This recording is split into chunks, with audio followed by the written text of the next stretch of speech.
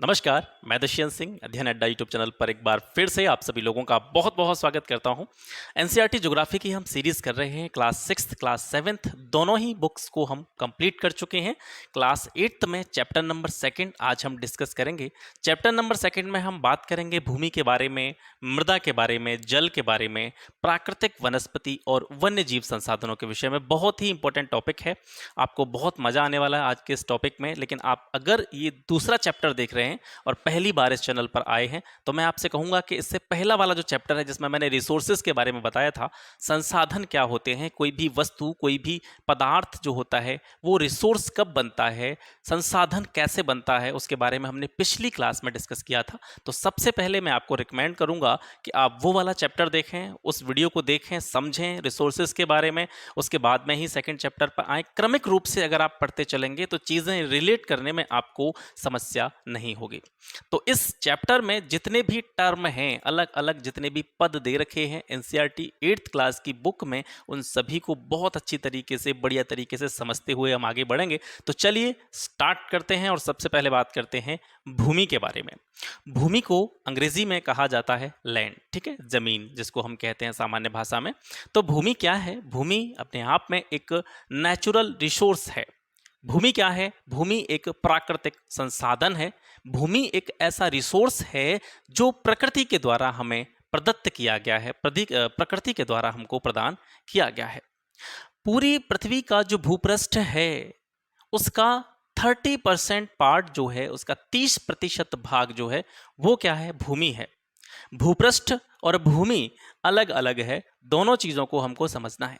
भूपृष्ठ है पृथ्वी का पूरा, जितना भी कह सकते हैं हम पृथ्वी का जितना भी एरिया है, ठीक है, उस पर क्या है? जलीय क्षेत्र भी हैं, महासागर भी हैं, ठीक है, और कुछ ऐसी भूमि है जिस पर लोग निवास करते हैं, पहाड़ हैं, पर्वत हैं।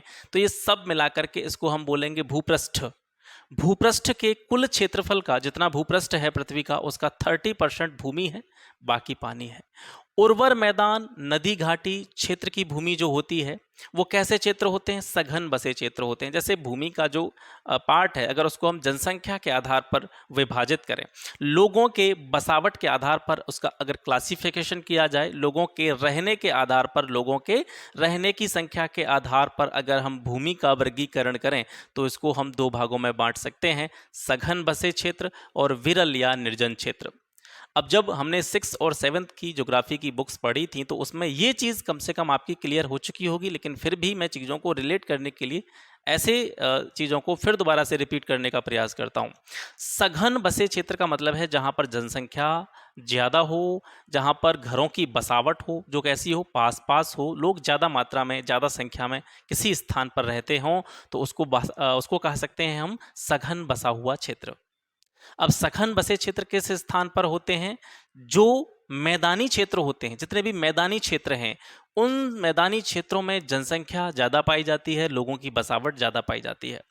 मैदान उर्वर होते हैं, उपजाऊ होते हैं, और जब मैदान उर्वर होते हैं या उपजाऊ होते हैं तो कृषि क्षेत्र की जो क्रियाएं हैं वहाँ करना आसान होता है।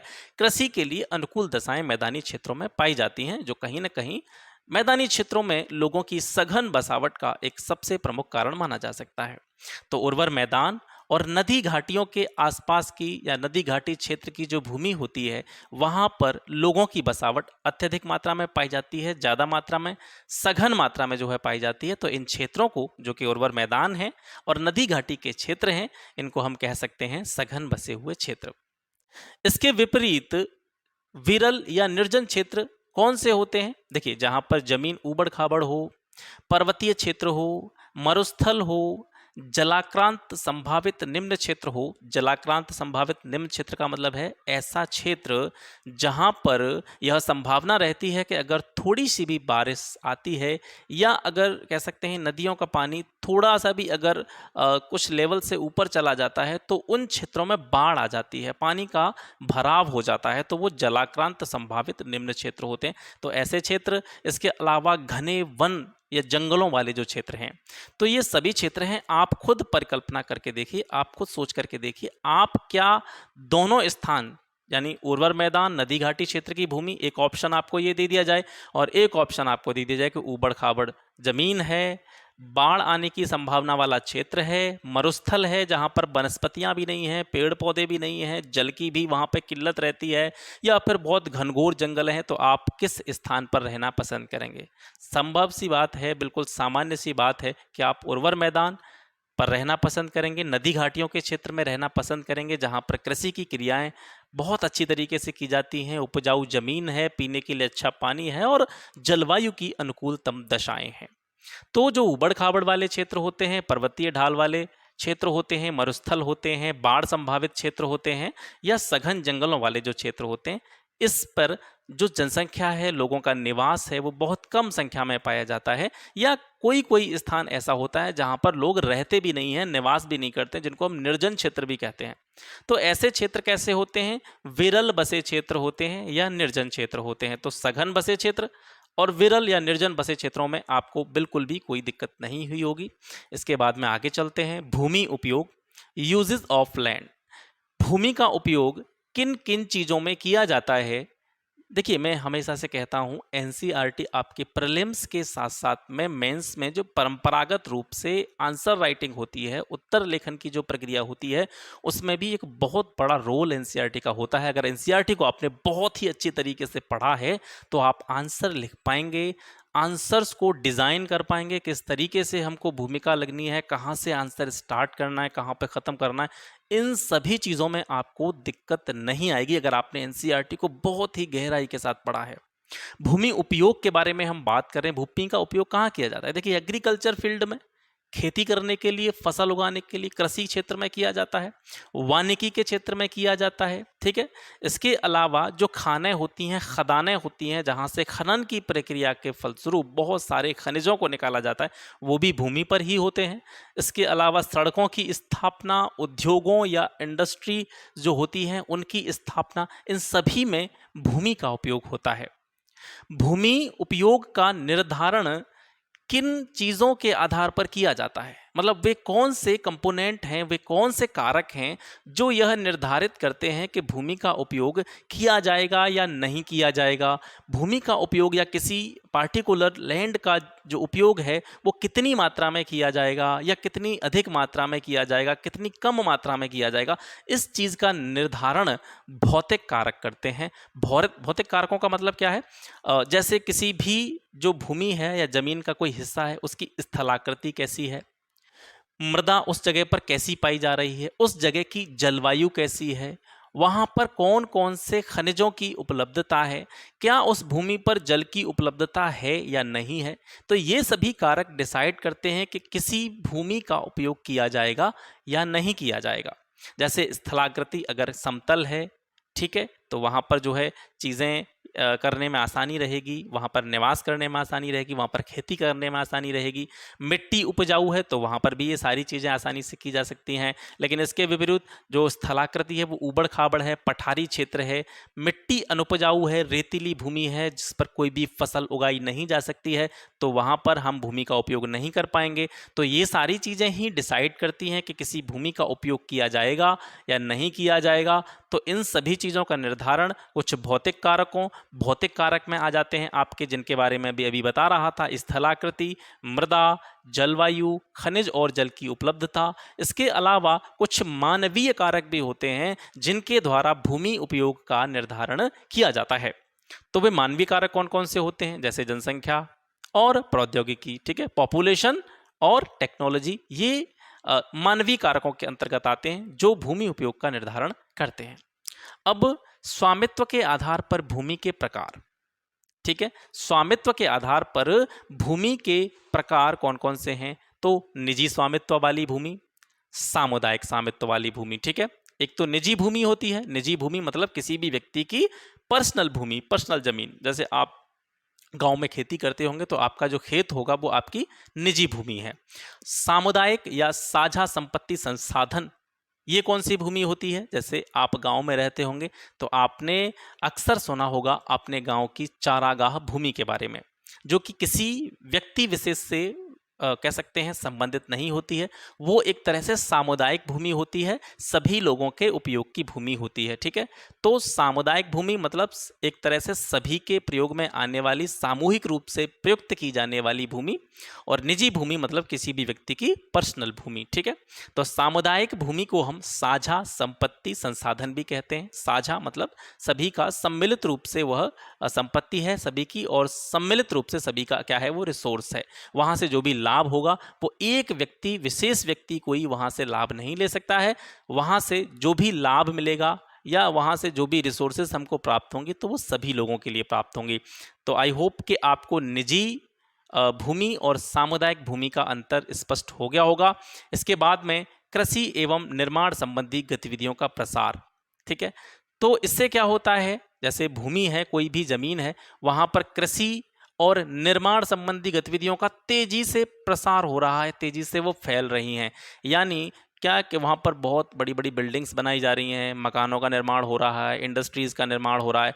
तो इनसे भूमि पर जनरली देखा जाए तो कौन कौन से प्रभाव पड़ सकते हैं, कौन कौन से इफेक्ट भूमि पर पड़ सकते हैं। भूमि का निम्नीकरण हो सकता है, भूस्खलन की संभावना हो सकती है, मृदा अपरदन हो सकता है, मरुस्थलीकरण हो सकता है। ठीक है, इन चीज़ों का खतरा होता है। तो आपसे इनडायरेक्टली ये पूछा जाए कि जैसे कृषि और निर्माण संबंधी गतिविधियों से भूमि पर क्या क्या प्रभाव पड़ सकते हैं। भूमि का निम्नीकरण, भूस्खलन की समस्या, मृदा अपरदन की समस्या, मरुस्थलीकरण का खतरा। अब आप पूछेंगे कि ये सारी चीज़ें, भूस्खलन क्या होता है, मृदा अपरदन क्या होता है, मरुस्थलीकरण क्या होता है, जनरली इनके बारे में जब हम 6 और 7th में पढ़ रहे थे तो इन चीज़ों को, टर्म्स को हम एक्सप्लेन कर चुके हैं। फिर भी धीरे धीरे इसमें से जैसे भूस्खलन आएगा तो सेपरेटली इसी वीडियो में हम भूस्खलन के बारे में जानेंगे कि भूस्खलन किस तरीके का होता है। फिलहाल आपको ये याद रखना है कि कृषि और निर्माण संबंधी गतिविधियों का जब तेजी से प्रसार होता है तो भूमि पर कौन कौन से प्रभाव देखने को मिल सकते हैं या भूमि पर कौन कौन सी समस्याएं आ सकती हैं। भूमि संसाधन का संरक्षण। हमारा जो भूमि है वो रिसोर्स है। सबसे पहले ही हमने स्टार्ट किया था कि भूमि क्या है, प्राकृतिक संसाधन है, नेचुरल रिसोर्स है। अब इस अपने नेचुरल रिसोर्स का हमको क्या करना है, संरक्षण करना है। तो इसके लिए हमको क्या करना होगा, भूमि के संरक्षण के लिए कौन कौन सी चीज़ों की आवश्यकता होगी, वन रोपण। यानी हमें अधिक से अधिक संख्या में क्या लगाने होंगे, पेड़ लगाने होंगे, क्योंकि पेड़ों की जो जड़ें होती हैं वो मिट्टी को बांधे रखती हैं, जिससे मृदा अपरदन या मिट्टी के कटाव या भूस्खलन जैसी समस्याएं काफ़ी हद तक कम हो जाती हैं। तो भूमि संसाधन का अगर हमको संरक्षण करना है, सबसे पहली चीज़ रहेगी क्या करना है, हमको वन रोपण करना है, पेड़ लगाना है, ज़्यादा से ज़्यादा वनों की जो है रोपाई करनी है। भूमि उद्धार, भूमि के उद्धार के लिए, भूमि के नवीकरण के लिए जो जो प्रयास हम कर सकते हैं वो हमको करने चाहिए। इसके अलावा जैसे कृषि के क्षेत्र में हम ज़्यादातर क्या इस्तेमाल करते हैं, रासायनिक कीटनाशक। यानी कि जो भी कोई मान लो कि फसल में कोई कीड़ा लग गया या इसके अलावा कोई खरपतवार या अनचाही कोई घास फूस या वनस्पति खेत में फसल के साथ उगा आती है, तो उसको समाप्त करने के लिए हम उस पर रासायनिक कीटनाशकों का क्या करते हैं, छिड़काव करते हैं। अत्यधिक उत्पादन प्राप्त करने के लिए, फसल की मात्रा को बढ़ाने के लिए हम क्या करते हैं, रासायनिक जो उर्वरक होते हैं, फर्टिलाइजर्स होते हैं, उनका हम विनियमित रूप से क्या करते हैं, उपयोग करते हैं। इन चीज़ों से क्या होता है, जैसे हम रासायनिक कीटनाशक छिड़काव कर रहे हैं या रासायनिक उर्वरकों का इस्तेमाल कर रहे हैं अधिक मात्रा में, तो इससे भूमि की कह सकते हैं भूमि एक तरह से हो जाती है आपकी टॉक्सिक भूमि हो जाती है, एक तरह से जहरीली भूमि हो जाती है। ठीक है, यानी जो भी खाद्य संबंधी चीज़ें हैं, गेहूँ है, बाजरा है, ये जो अनाज है, या फिर हम जैसे मान लीजिए कोई सब्जी उगा रहे हैं खेत में, उसमें ज़्यादा से ज़्यादा मात्रा में हम क्या दे रहे हैं, रासायनिक उर्वरक दे रहे हैं, कीटनाशकों का उस पर छिड़काव कर रहे हैं। तो ये जो है इतनी घातक होती हैं कि इससे कैंसर जैसी बीमारियां भी जो है उत्पन्न हो जाती हैं। जब हम ज़्यादा समय तक रासायनिक उर्वरकों से युक्त या फिर कीटनाशकों के छिड़काव वाली जो चीज़ें हैं जिनका हम सेवन करते हैं, तो उससे बहुत ज़्यादा समस्याएं उत्पन्न होती हैं। और ये हमारे लिए तो समस्या है ही, इसके साथ साथ ज़मीन के लिए भी ये जो चीज़ें हैं लंबे समय तक अगर इनका उपयोग किया जाए तो दीर्घकालीन इनके परिणाम जो होते हैं वो अच्छे नहीं होते हैं। इसके अलावा अतिचारण पर रोक, लगाई जाए। अतिचारण मतलब फसलों, जैसे जो जानवर होते हैं या जानवरों का जो समूह है, जो लोग पशुपालन करते हैं, वो एक साथ ही जो कह सकते हैं चारागाह होते हैं या चारागाह भूमि होती है, वहाँ पर जो छोटी छोटी घास फूस वनस्पतियाँ होती हैं उसका अतिचारण कर दिया जाता है। मतलब वो समाप्ति कर दी आपने, एक ही बार में उसको खिला करके समाप्त कर दिया। ठीक है, तो अतिचारण से क्या होगा, जब वो छोटी छोटी वनस्पतियाँ, छोटी मोटी घास वास वो नहीं होगी अगर ज़मीन पर, तो क्या होगा, जो मिट्टी है, मिट्टी एक जगह पर कंबाइंड नहीं रह पाएगी। मिट्टी को थोड़ा सा भी अगर बारिश होगी या थोड़ा सा भी मौसम के गतिविधियां इस तरीके की होंगी कि पानी का भराव हुआ या तेज पानी का बहाव हुआ, तो वो मिट्टी कट जाएगी, तो वहाँ से अपरदन, भूस्खलन जैसी समस्याएं जो है देखने को मिलेंगी। तो इन सभी चीज़ों के द्वारा हम क्या कर सकते हैं, भूमि संसाधन का संरक्षण कर सकते हैं। इसके अलावा भूमि संसाधनों का जो विनाश हुआ है, या भूमि संसाधन या इसके अलावा जो वन्य भूमि है, कृषि योग्य भूमि है, इसका जो नुकसान हो रहा है ना, इसका सबसे एक बड़ा कारण आपका बढ़ती हुई पॉपुलेशन भी है, बढ़ती हुई जनसंख्या भी है। क्योंकि जनसंख्या बढ़ेगी तो उनकी क्या बढ़ेंगी, मांगें बढ़ेंगी। ठीक है, ज़रूरतें बढ़ेंगी, और ज़रूरतें बढ़ेंगी तो आदमी जो भी नेचुरल रिसोर्सेज हैं, हमारे प्राकृतिक संसाधन हैं, उनका अत्यधिक मात्रा में क्या करेगा, यूज़ करेगा, अत्यधिक मात्रा में उनका दोहन करेगा, जिससे कहीं ना कहीं पर्यावरण के लिए, जो पर्यावरण के भौतिक घटक हैं, उनके लिए कहीं ना कहीं दिक्कत उत्पन्न हो जाएगी, समस्या उत्पन्न हो जाएगी। तो जो बढ़ती हुई पॉपुलेशन है, बढ़ती हुई जनसंख्या है, तो बढ़ती जनसंख्या के साथ में उसकी जो बढ़ती हुई मांगे हैं, इसने क्या किया है, वन भूमि, कृषि योग्य भूमि, इसका जो है बड़े पैमाने पर इसने क्या किया है, विनाश किया है। भूस्खलन, इसके बारे में बात करते हैं। भूस्खलन क्या होता है, लैंड स्लाइड इसको कहते हैं। भूस्खलन को सामान्य रूप से हम किस तरीके से परिभाषित कर सकते हैं कि भूस्खलन सामान्य रूप से शैल यानी चट्टान, जिनके बारे में हम प्रीवियस क्लासेस में बात कर चुके हैं, भूस्खलन को सामान्य रूप से शैल, ठीक है, मलबा, शैल, मलबा या ढाल से गिरने वाली मिट्टी के वृहद संचलन के रूप में परिभाषित कर सकते हैं। ठीक है, यानी कि सैलों के आसपास की जो मिट्टी है या मलबा है या ढाल से जो मिट्टी होती है, वो बृहद रूप में, मतलब बड़ी मात्रा में बिल्कुल बह जाती है, या बृहद मात्रा में मिट्टी का कटाव होता है। ठीक है, उसको कहते हैं भूस्खलन। और जनरली अगर देशी भाषा में समझा जाए तो आपने देखा होगा कि कह सकते हैं कि जो कम वनस्पति वाले क्षेत्र होते हैं, जैसे आप ऊसर क्षेत्र में रहते हैं या कुछ ऐसे मतलब ढलानी क्षेत्र पर रहते हैं, तो वहाँ आपने देखा होगा जब भी तेज़ बारिश होती है तो भूमि में बड़े बड़े खड्ड पैदा हो जाते हैं। भूमि एक तरह से कह सकते हैं बीच में से फटती हुई नजर आती है आपको, तो वो भूस्खलन होता है। या भूमि का एक बड़ा हिस्सा पानी के साथ बहते हुए निकल गया पूरा, ठीक है, और उस जगह पर बहुत बड़े गड्ढे का निर्माण हो गया। तो ये भूस्खलन की जो है घटनाएं होती हैं, जो आपने अपने आसपास तेज बारिश के मौसम में देखी होंगी। ठीक है, भूस्खलन के जो कारण हैं प्रमुख रूप से क्या है, तेज वर्षा हो सकती है, उससे भूस्खलन हो सकता है। भूकंप की घटनाओं से भी भूस्खलन की समस्या उत्पन्न होती है। बाढ़ जैसी दिक्कतें या फिर ज्वालामुखी फटने जैसी जो क्रियाएं हैं, ये सभी चीज़ें भूस्खलन जैसी घटनाओं का कारण है। इनकी वजह से भूस्खलन की जो घटनाएं हैं वो होती रहती हैं। अब भूस्खलन को किस तरीके से रोका जा सकता है, भूस्खलन को हम क्या उपाय करके रोक सकते हैं।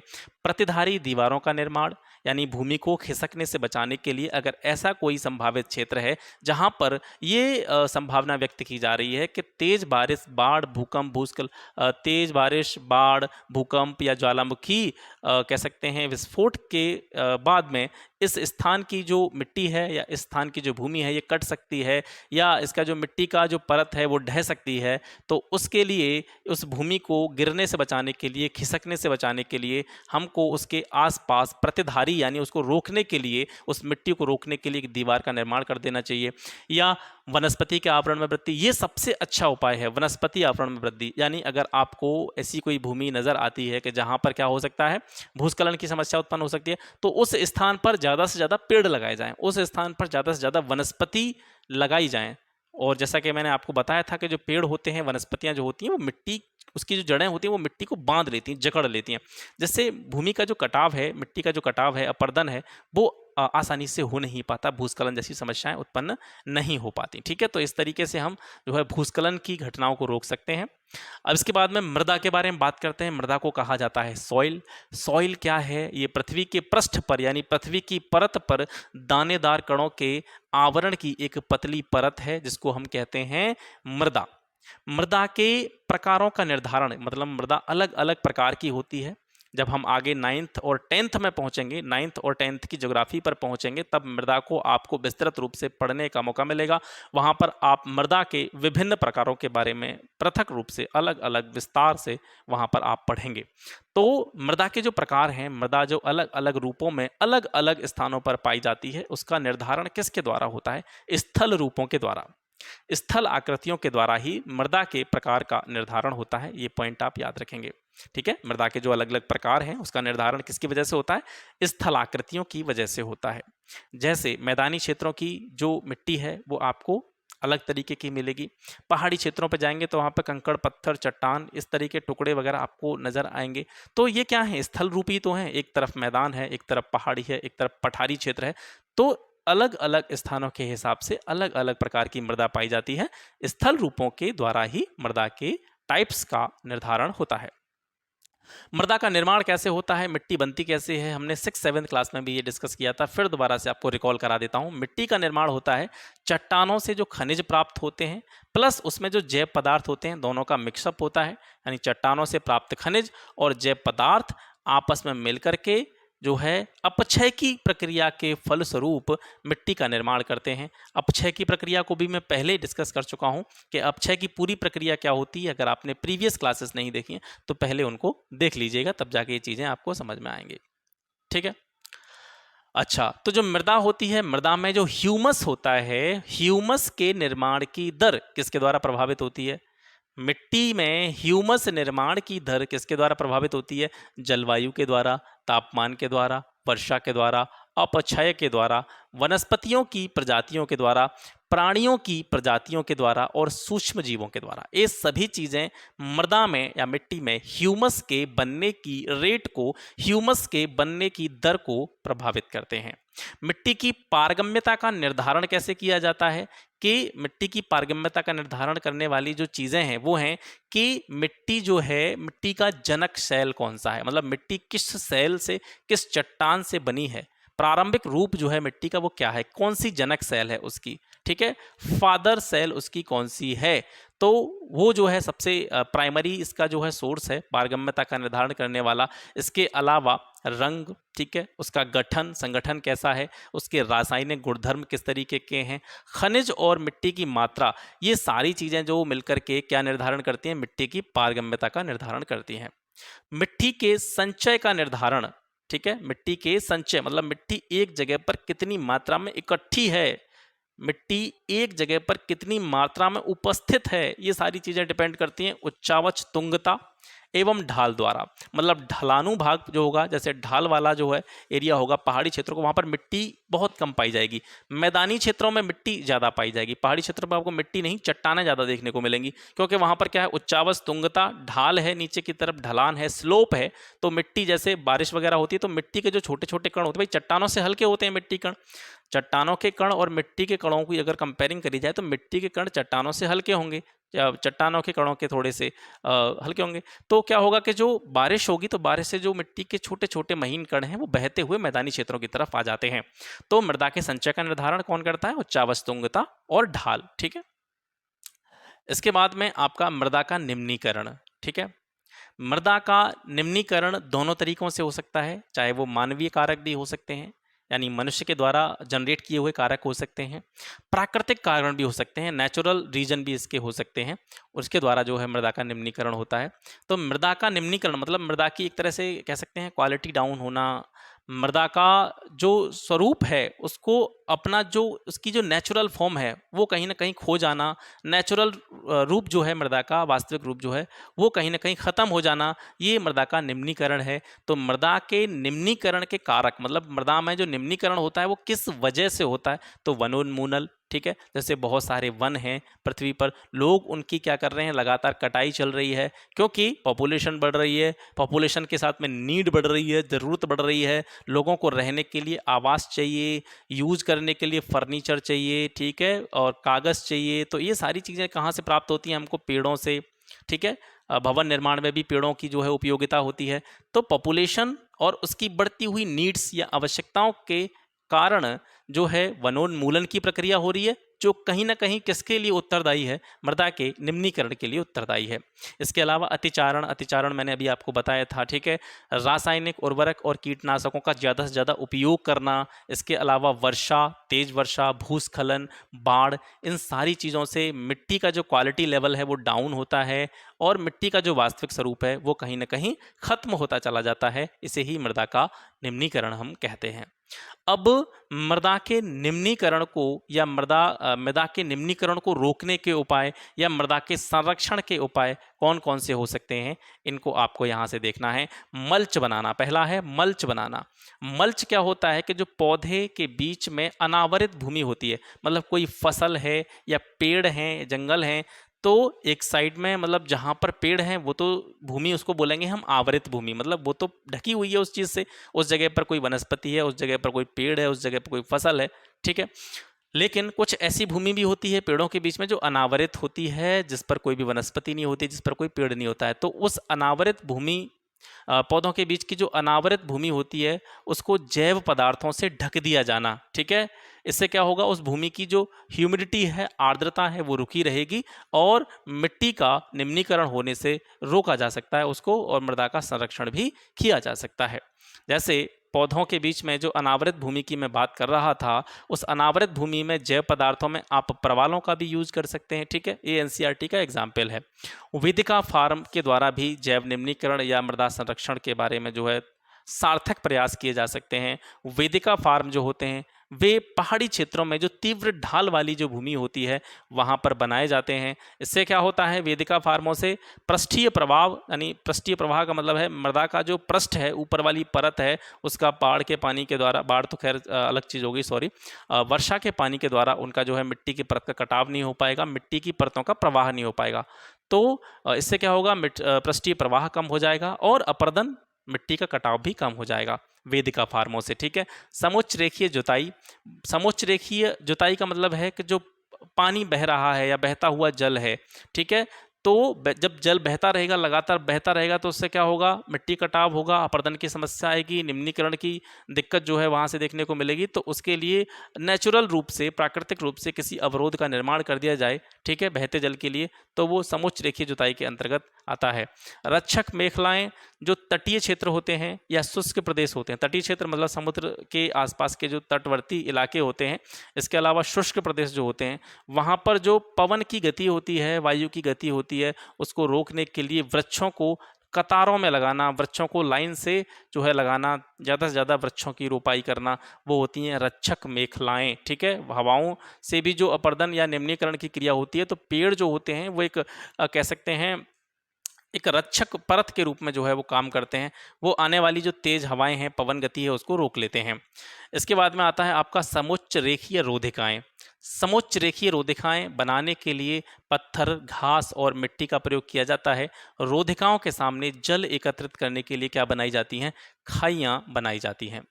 इसके अलावा चट्टानी बांध, चट्टानों से बांध बनाना, जिससे क्या होता है, जल के प्रवाह को आप कम कर सकते हैं, यानी जल स्पीड से आ रहा है ऊपर से और मिट्टी का कटाव लगातार कर रहा है, तो बीच में आप चट्टानें इकट्ठा कर करके क्या कर सकते हैं, उस जल के प्रवाह को, उसकी स्पीड को कम कर सकते हैं, जिससे मिट्टी कटाव रोका जा सकता है।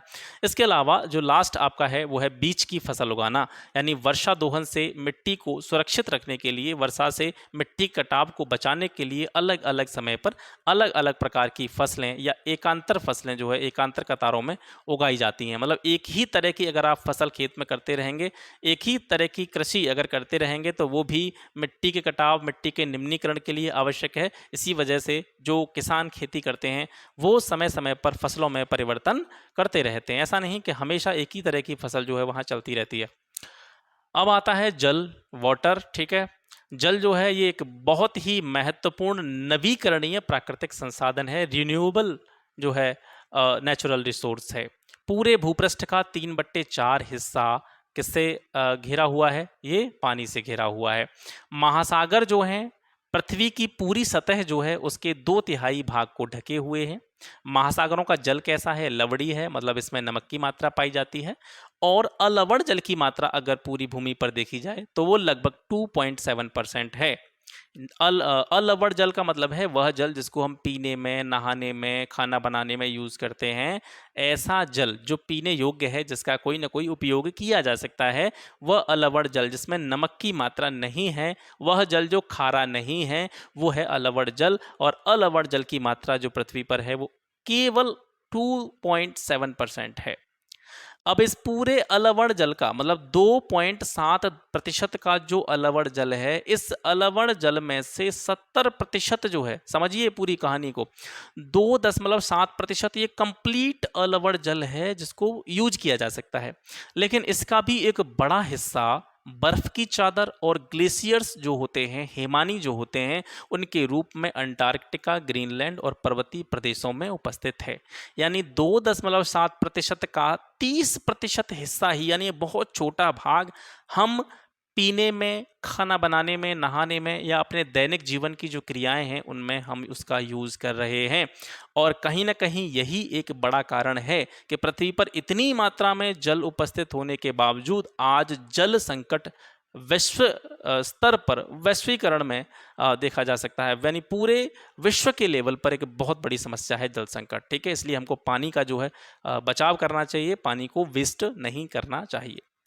केवल 1% अलवण जल, केवल 1%, मतलब इस अलवण जल का केवल 1% जल जो है वो मानव के उपयोग के लिए उपस्थित है, मानव के उपयोग के लिए उपलब्ध है। बाकी सब बर्फ की हिमानियों के रूप में जमा हुआ है, उसका यूज नहीं हो रहा है। ठीक है, अब ये जो 1% अलवड़ जल है, यह भौम जल के रूप में, नदियों, झीलों में, पृष्ठीय जल के रूप में और वायुमंडल में जलवाष्प के रूप में पाया जाता है। इस 1% जल की उपस्थिति इन इन स्थानों पर जो है वो पाई जाती है।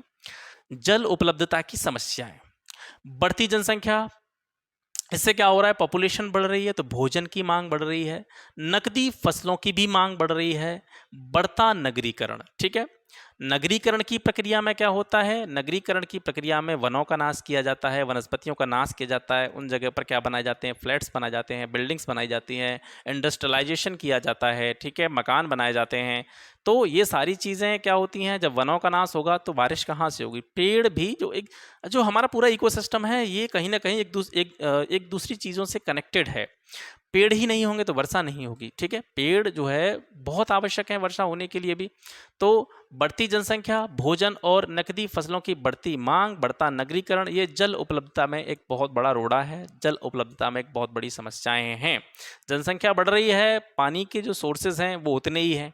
ठीक है, हालांकि पानी देखने में ऐसा लगता है कि ये असीमित है, पानी जो है असीमित है, मतलब पानी का अंत नहीं है, पानी समाप्त नहीं हो सकता है, इस तरीके से हमको देखने में प्रतीत होता है, हमको ये चीज़ें महसूस होती हैं। लेकिन वास्तविकता कुछ और है, जिसको मैंने अभी, इसीलिए मैं बोल रहा था इस चीज़ पर थोड़ा सा फोकस कीजिए कि 70% जल जो है वो तो बेकार ही है, जिसका हम यूज़ नहीं कर सकते हैं दैनिक जीवन में। 30% जो जल है उसका भी बहुत 2.7% जो जल है उसका भी बहुत छोटा सा भाग जो है वो पीने योग्य है। ठीक है, तो कहीं ना कहीं पॉपुलेशन बढ़ी रही है और सोर्सेज हमारे पास उतनी है, तो समस्या आना बिल्कुल वाजिब सी बात है।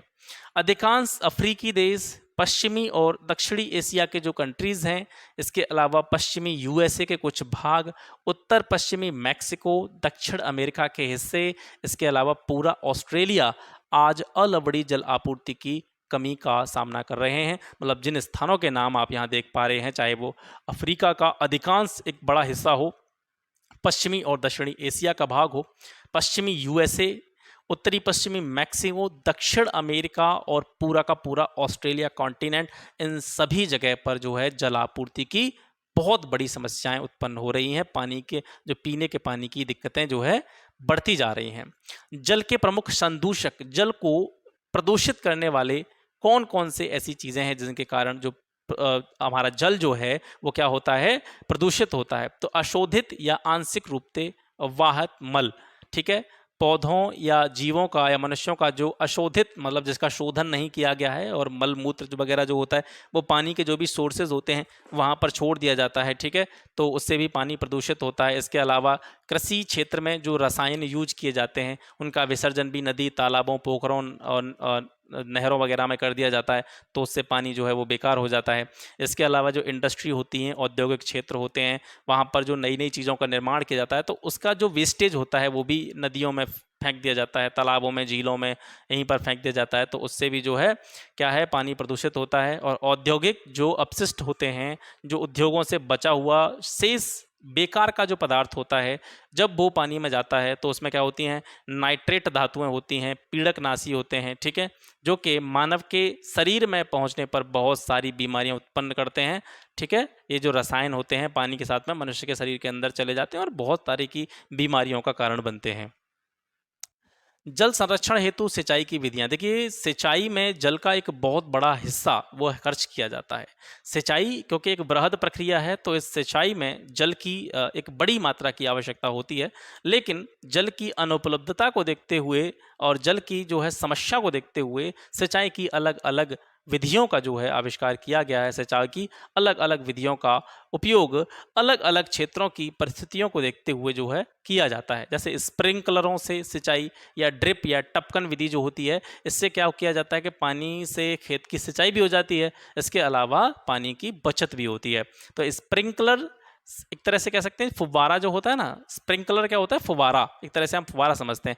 आप इधर जाएंगे जैसे मध्य प्रदेश के बहुत सारे क्षेत्र हैं जो उबड़ खाबड़ पठारी क्षेत्र हैं, समतल भूमि नहीं है, लेकिन वहाँ पर खेती की जा रही है, पानी की दिक्कत है, किल्लत है, तो उस जगह पर अब स्प्रिंकलरों से जो है सिंचाई की जो है वो प्रक्रिया की जाती है। इससे क्या होता है, पानी का रिसाव नहीं होता है और वाष्पीकरण रुकता है, ठीक है, रिसाव भी नहीं होता है और वाष्पीकरण भी रुकता है। इसके अलावा ड्रिप या टपकन विधि, मतलब बूंद बूंद करके जो है लगातार पानी चलता रहता है, ठीक है। तो ये ऐसे स्थानों पर ड्रिप या टपकन विधि यूज की जाती है जहां पर वाष्पीकरण की जो है दर ज़्यादा होती है और शुष्क जो प्रदेश होते हैं, ठीक है, शुष्क प्रदेश जहां पर वाष्पीकरण की दर ज़्यादा है, मतलब पानी बहुत जल्दी वाष्पीकृत हो जाता है। आप खेत में पानी दे दो और एक दिन छोड़ दिया, टेम्परेचर ज़्यादा है, वाष्पीकरण ज़्यादा हुआ, पानी सूख गया, तो वहाँ पर निरंतर जो है वो ड्रिप के द्वारा, मतलब जिस तरह बूंद बूंद करके जो है पानी फसलों में जाता रहता है, तो वहाँ पर जो है नमी की जो है मात्रा बनी रहती है, जिससे फसलें आसानी से पक जाती हैं। वन और अन्य वनस्पति आवरण धरातलीय प्रवाह को मंद करके यानी कम करके भूमिगत जल को पुनः पूरित करते हैं। यानी जितनी ज़्यादा मात्रा में वन होंगे, जितनी ज़्यादा मात्रा में वनस्पतियों का आवरण होगा, कहाँ पर, इस धरातल पर, तो इससे क्या होगा, ये धरातलीय प्रवाह को कम करेंगे और भूमिगत जल जो होता है, भूमि के अंदर जल होता है, उसको पुनः पूरित करेंगे, रिसाइकिल करेंगे, उस फॉर्म जल की मात्रा को बढ़ाएंगे। एक टपकता नल, ये एनसीईआरटी में एक कभी कभी मतलब कुछ रोचक तथ्य दे दिए जाते हैं, उनको भी मैं इसी में ऐड कर देता हूँ। तो उसमें बताया गया है कि जैसे जल समस्या से संबंधित एक चीज़ है कि अगर ऐसे कभी कभी हम क्या होता है कि नल जो है बंद करना भूल जाते हैं, उसमें से बूंद बूंद करके टपकती रहती है। तो एक आइडिया है इस चीज़ का जिससे आप जागरूक हो सकते हैं, अवेयर कर सकते हैं खुद को और पानी का संरक्षण कर सकते हैं। अगर आप एक नल टपकता हुआ छोड़ देते हैं जिसमें से बूंद बूंद करके पानी जा रहा है, तो अगर वो मान लीजिए कि एक साल तक टपकता रहे तो लगभग 1200 लीटर, 1200 लीटर पानी उससे वेस्ट हो सकता है। अब आप इस 1200 लीटर पानी को किस किस तरीके से यूज कर सकते हैं, कितने लोगों की इससे प्यास बुझाई जा सकती है, कितने लोगों का जीवन इससे बचाया जा सकता है, तो इन सारी चीज़ों के बारे में यहाँ से आप आइडिया लगा सकते हैं। एक जल खपत का एक आइडिया लें तो 1975 में 1975 में मानव के उपयोग में जो जल खपत होती थी उसका जो आयतन था, वॉल्यूम था, वो लगभग 3850 घन मीटर प्रति वर्ष था। लेकिन धीरे धीरे पॉपुलेशन बढ़ी। 1975 से अगर हम 25 साल आगे जाते हैं 2000 में मानव उपयोग में जो जल की खपत थी वो 3850 घन मीटर प्रति वर्ष से बढ़ करके 6000 घन मीटर प्रति वर्ष हो गई। और 2000 से आज 22 साल और हो चुके हैं, तो आप इसका डबल या ट्रिपल मान सकते हैं, ठीक है, डबल मान सकते हैं। तो आज के अगर मतलब आज के वर्तमान समय में अगर देखा जाए मानव उपयोग में जो जल खपत होगी वो मेरे हिसाब से क्या हो सकती है, 14,000 15,000 घन मीटर प्रति वर्ष एक व्यक्ति के लिए। तो इतना सारा पानी हम वेस्ट कर रहे हैं, पॉपुलेशन ज़्यादा बढ़ रही है, ठीक है। कभी कभी हम नहाने जाते हैं तो अपना जो भी समर्सिबल पंप जो होता है उसको हम खुला छोड़ देते हैं। पैर धोने के लिए भी हम कम से कम 15 मिनट समर्सिबल पंप को चलाते हैं, ठीक है। एक गिलास पानी लेने के लिए भी हम समर्सिबल पंप को चलाते हैं। तो जल का हम क्या करते हैं, बहुत ज़्यादा वेस्ट करते हैं, जल का नुकसान करते हैं, क्योंकि आपके पास आज ये सोर्सेज उपलब्ध हैं, आपके पास आज ये संसाधन उपलब्ध हैं। बहुत से क्षेत्र ऐसे हैं जो नहाने के लिए भी पानी जो है उनके लिए उपलब्ध नहीं है। 3-4 दिनों में वो लोग नहाने जो है नहाने को उचित समझते हैं, क्योंकि उनके लिए पीने के लिए पानी की भी बहुत ज़्यादा किल्लत होती है। और इधर आज हमारे पास यहाँ है, मान लीजिए हमारे इन मैदानी क्षेत्रों में पानी की मात्रा है तो हम उसका वेस्ट कर रहे हैं, तो हमको ये सोचना चाहिए कि इस पानी का वेस्टेज ज़्यादा से ज़्यादा जो है ना हो, कम से कम इसका जो है फिजूल खर्ची कम से कम रोकी जाए। बेकार में जो पानी चलता रहता है उसका जो है हम वेस्टेज तो रोक ही सकते हैं, इतना काम तो हम कर ही सकते हैं, ठीक है। अब इसके बाद में देखते हैं हम प्राकृतिक वनस्पति और वन्य जीवन, ठीक है। प्राकृतिक वनस्पतियों में जो पौधे होते हैं हमें अनेक तरह के प्रोडक्ट उत्पाद जो होते हैं हमको प्रदान करते हैं। पौधों से हमें बहुत सारे प्रोडक्ट्स मिलते हैं जिनका उपयोग हम अपने रोज़मर्रा की ज़िंदगी में करते रहते हैं। जैसे हमको इमारती लकड़ी मिलती है वनों से, फ्रूट्स हमको मिलते हैं, लेटेक्स प्राप्त होता है, गोंद प्राप्त होता है, तारपीन का तेल जो कि चीड़ के पेड़ से निकाला जाता है। तारपीन का तेल बहुत ही इंपॉर्टेंट है, तारपीन का तेल चीड़ के पौधे से या पेड़ से जो है निकाला जाता है। इसके अलावा वनों से या पौधों से हमको दवाइयाँ प्राप्त होती हैं, औषधि प्राप्त होती हैं। पेड़ जो है वो सबसे कह सकते हैं प्राइमरी चीज़ हमारे जीवन जीने के लिए जो आवश्यक है, ऑक्सीजन, वो भी हमको प्रदान करते हैं। इसके अलावा जो कागज़ पर हम लिखते हैं, किताबें जो बनती हैं, जो कागज़ है ये भी वनों से, पेड़ों से ही बनाया जाता है। इसके अलावा जो वन होते हैं वो विभिन्न प्रकार के प्राणियों की जो स्पीसीज़ होती हैं, जाति होती हैं, प्रजातियाँ होती हैं, उनको आश्रय स्थल प्रदान करते हैं, उनके लिए घर, आवास प्रदान करते हैं। इसके अलावा वन, पौधे, वनस्पतियाँ, ये सारी चीज़ें भूमिगत जल के संग्रह में सहायता प्रदान करते हैं। ये सारी चीज़ें जो बताई हैं ये क्या हैं, हमारे जो भी पौधे हैं, हमारे वन, जंगल, वनस्पतियाँ जो हैं वो हमारे लिए कितना उपयोगी हैं वो आप इससे समझ सकते हैं। जंतु हो गए, पक्षी हो गए, कीट हो गए, जलीय जीव हो गए, ये सभी वन्य जीवन के अंतर्गत आते हैं और इनसे हमें अलग अलग प्रोडक्ट्स प्राप्त होते हैं। जैसे हमें दूध जानवरों से प्राप्त होता है, मीट जो है यहाँ से प्राप्त होती है, खाल प्राप्त होती है जिससे बहुत सारे प्रोडक्ट बनाए जाते हैं मार्केट में, ठीक है। इसके अलावा ऊन जो है वो भेड़ से हमको प्राप्त होती है। तो बहुत सारे प्रोडक्ट भी जो है हमें जानवरों से और वनों से हमको प्राप्त होते हैं। अब कुछ उदाहरण यहाँ पे आप देख सकते हैं, जैसे मधुमक्खी है, मधुमक्खी से हमको क्या प्राप्त होता है, शहद प्राप्त होता है। इसके अलावा मधुमक्खी जो होती है वो फूलों के परागण में सहायता करती है और हमारा जो इकोसिस्टम है, पारितंत्र है, उसमें अपघटक के रूप में महत्वपूर्ण भूमिका जो है मधुमक्खी निभाती है। चिड़ियाँ जो हैं भोजन के लिए छोटे छोटे कीड़े जो कीट होते हैं उन पर निर्भर होती हैं और अपघटकों के रूप में पारितंत्र में कार्य करती हैं। गिद्ध जो है मृत जीव जंतुओं को क्या खाते हैं, तो कहीं ना कहीं ये किसका कार्य करते हैं, अपमार्जक का कार्य करते हैं हमारे लिए। अपमार्जक को समझाने के लिए मैं बता रहा हूँ, आपने पढ़ा होगा। जैसे अपमार्जक क्या होता है, अपमार्जक कहते हैं जो डिटर्जेंट होता है आप अपने घरों में यूज़ करते हैं कपड़ा साफ करने के लिए, जो वॉशिंग पाउडर होता है वो अपमार्जक होता है, ठीक है। वो गंदगी साफ करता है, आपके कपड़ों की गंदगी साफ करता है। तो गिद्ध भी क्या है, एक तरह से अपमार्जक है। ये हमारे आसपास जो जीव जंतु मर जाते हैं, सड़ जाते हैं, तो उनसे क्या है बहुत सारी मतलब कह सकते हैं बहुत सारी हानिकारक चीज़ें उत्पन्न होंगी जब वो ऐसे ही पड़े रहेंगे, खुले में पड़े रहेंगे और बारिश के टाइम में या इस तरीके से, तो बहुत सारी चीज़ें जो है ख़राब होने लगेंगी। तो गिद्ध जो होते हैं उसको पहले ही साफ़ कर जाते हैं, निपटा देते हैं। तो गिद्ध जब सारी चीज़ों को निपटा देते हैं तो कहीं ना कहीं वो सफाई का काम कर रहे हैं, हमारे लिए धुलाई का कार्य कर रहे हैं, ठीक है, अपमार्जक का कार्य कर रहे हैं। पारितंत्र क्या होता है, पारितंत्र होता है इकोसिस्टम, इसको हम इकोसिस्टम कहते हैं। पारितंत्र को अगर हम परिभाषित करें तो जो जितनी भी जीवित जातियां हैं पृथ्वी पर, उनको जीवित अगर रहना है तो क्या करना होगा, एक दूसरे से कनेक्टेड रहना होगा और कनेक्टेड हैं।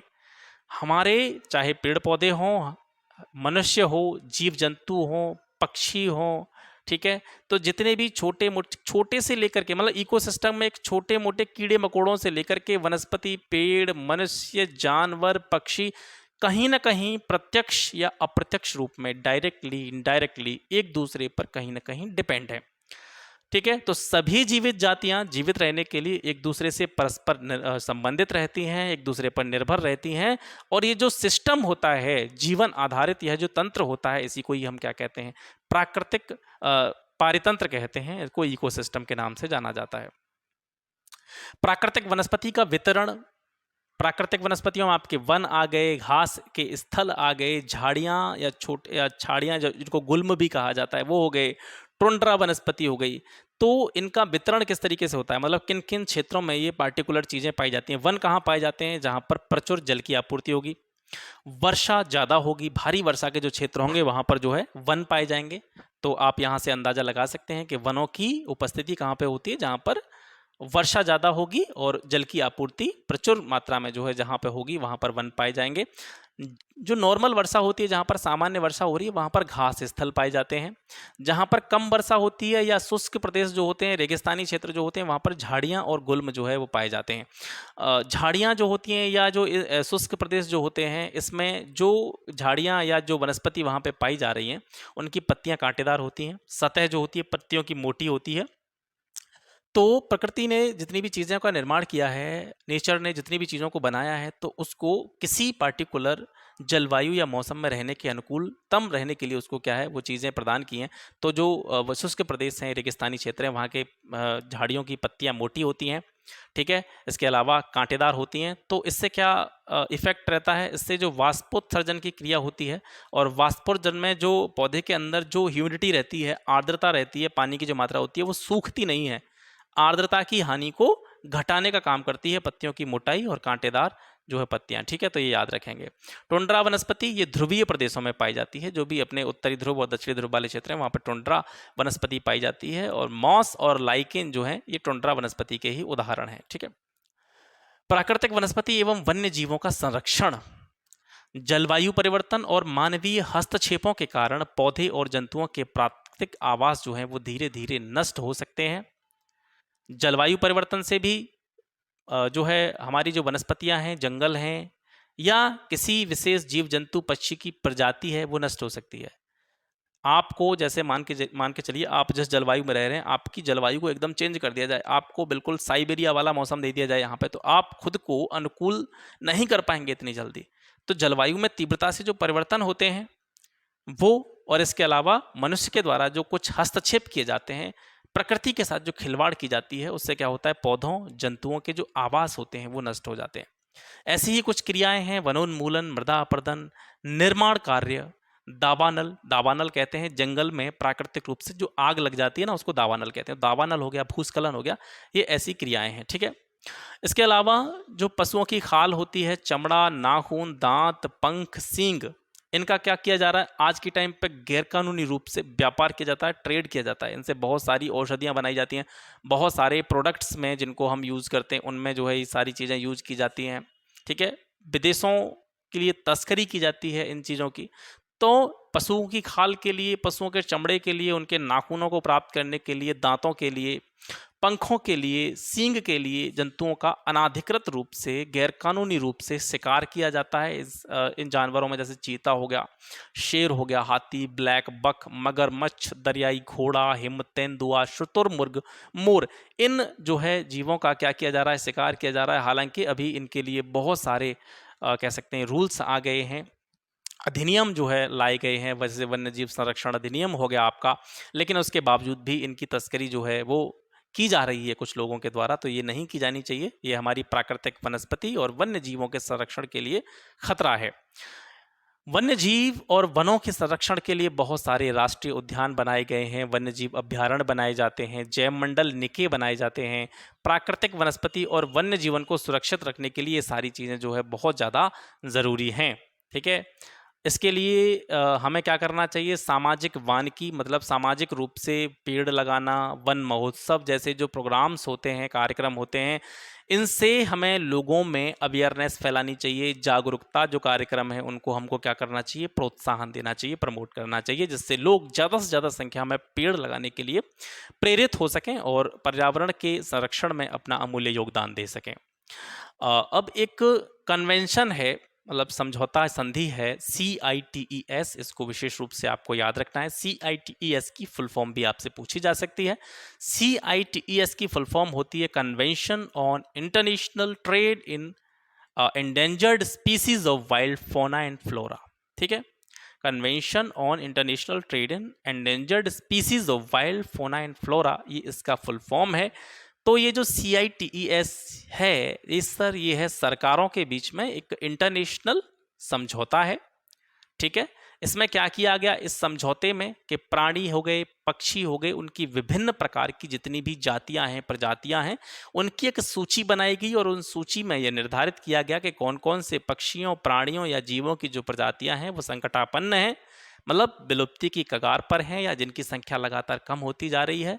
तो उन पार्टिकुलर जो प्रजाति के जीव हैं उनके व्यापार पर, ट्रेड पर प्रतिबंध इसके द्वारा लगाया गया। जिस टाइम पर ये जो है कन्वेंशन लाया गया उस टाइम पर लगभग पशुओं की 5,000 और पौधों की 28,000 से अधिक जो जातियां हैं, प्रजातियां हैं, उनको रक्षित कर दिया गया, मतलब उनको प्रोहिबिटेड कर दिया गया कि इनका नाश कोई नहीं करेगा, इनका शिकार कोई नहीं करेगा। इन्हीं में से जैसे कुछ यहाँ पे आप देख रहे हैं, भालू, डॉल्फिन, कैक्टस, प्रवाल, ऑर्किड, एलो, ठीक है, ये कुछ ऐसी जीवों और वनस्पतियों की प्रजातियां हैं जिनके दोहन पर क्या है, प्रतिबंध लगाए गए हैं।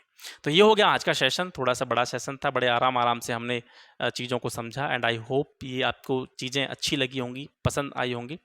और हमेशा की तरह आपका जो फीडबैक रहे क्लास के बाद में, आपको चीज़ें कितनी अपने कंटेंट के लिए रिलायबल लग रही हैं।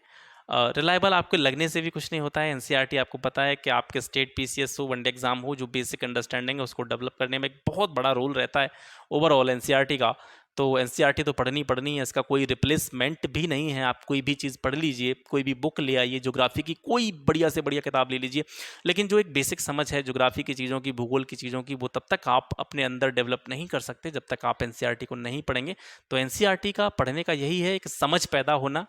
चीज़ें आप कितने भी एडवांस मोड में आगे पढ़ लेंगे एनसीईआरटी के बाद में, तो आपको कहीं भी दिक्कत नहीं आने वाली। ये बेस है आपका, ये आपका जो है बहुत अच्छी तरीके से कंप्लीट होना चाहिए। ठीक है, लगातार आपके लिए मैं वीडियोस लाता रहूँगा, लगातार आपके लिए काम करता रहूँगा और आपके एग्ज़ाम तक कोशिश करूँगा कि सारी चीज़ें आपके लिए अवेलेबल हों, आपको कहीं से भी कोई कोर्स लेने की ज़रूरत नहीं पड़े और आपस में हम लोग ऐसे ही सभी मित्र हैं, सभी भाई लोग हैं, आपस में मिलकर के इसी तरीके से अच्छी तरीके से काम करते हुए, और हम में से काफ़ी लोग या हम में से एक भी व्यक्ति या हम में से 2-4 लोग भी अगर इस एग्ज़ाम में के किसी भी स्टेज को भी क्वालिफाई करते हैं तो ये मेरे लिए बहुत बड़ा जो है अचीवमेंट होगा। तो उसी की दिशा में मैं काम कर रहा हूँ, साथ में मुझे भी ये करना है। ठीक है, अपनी जॉब के साथ साथ में मुझे भी मैं सोचता हूँ कि कुछ एक नया अचीवमेंट अपने लिए लूँ, कुछ हटके करूँ, मतलब जो कि कहीं न कहीं मुझे भी अंदर से एक सेल्फ सैटिस्फैक्शन हो, और इसके अलावा जो चीज़ें मैं यहाँ आपको बता रहा हूँ वो लोगों के काम आएँ, और किसी का भी अगर 1%, 2%, 5% भी अगर किसी को बेनिफिट होता है, उसको कोई भी लाभ होता है, तो ये इससे अच्छी चीज़ जो है मेरे लिए कुछ नहीं हो सकती है। तो वीडियोज़ आती रहेंगी, बने रहिए, अपना जो सपोर्ट है, आपका जो प्रेम है, विश्वास है, वो बनाए रखिए। फीडबैक ज़रूर दिया कीजिए, वीडियो में लाइक कीजिए मत कीजिए, सब्सक्राइब कीजिए मत कीजिए, इसको कहीं पे शेयर करना है आपको तो मत कीजिए, लेकिन आपका जो है कमेंट ज़रूर आना चाहिए, कमेंट ज़रूर कर दिया कीजिए, जिससे कि क्या होना चाहिए कि एक कनेक्टिविटी बनी रहती है। मुझे भी पता होता है कि मैं लोगों को, चाहे मैं 20 जो है लोग मेरी वीडियोज़ को देख रहे हैं, 30 देख रहे हैं, ये मैटर ही नहीं करता। मैं व्यूज़ के पीछे जाता ही नहीं हूँ, नहीं तो मैं उल जलूल वीडियो बना के डालता रहता कि ये लो इसकी कट ऑफ आ गई, उसकी कट ऑफ आ गई। ठीक है, तो मैं उल जलूल वीडियो वैसे भी नहीं डालता हूँ, तो ये मैटर ही नहीं करता कि आप में से 20 देख रहे हैं, 30 देख रहे हैं। अरे 20 देख रहे हैं बहुत है, 20 भी देख रहे हैं ना तो बहुत हैं, लेकिन उन 20 के क्या है कि उनका जो कमेंट आता है तो एक कनेक्टिविटी फील होती है। ऐसा लगता है कि हाँ, कोई सामने इस कैमरे के पीछे या इस मोबाइल के पीछे या इस इंटरनेट की दुनिया के बाहर कोई और भी व्यक्ति बैठा हुआ है जो कहीं ना कहीं मुझसे कनेक्टेड है। अगर आप कमेंट करते हो तो ऐसा फील होता है, एक अपनापन सा फील होता है। तो वो चीज़ें होनी चाहिए। आपका जो भी सुझाव हो, कुछ आप परिवर्तन करना चाहते हैं या कुछ और बेटर करने का कोई सजेशन देना चाहते हैं, तो आपके साथ साथ मुझे भी लाभान्वित जो है उससे मैं भी उससे जो है लाभान्वित हो सकूँगा, और उसका इम्प्लीमेंट करके जब मैं यहाँ पर चीज़ों को लाऊंगा तो हो सकता है और 2-4 लोग भी उससे जो है बेनिफिट ले सकें। तो अपने जो कमेंट हैं, सुझाव हैं, वो ज़रूर दिया कीजिए। मिलते हैं आपसे फिर एक नेक्स्ट वीडियो में एक नए टॉपिक के साथ में। तब तक के लिए नमस्कार, जय हिंद।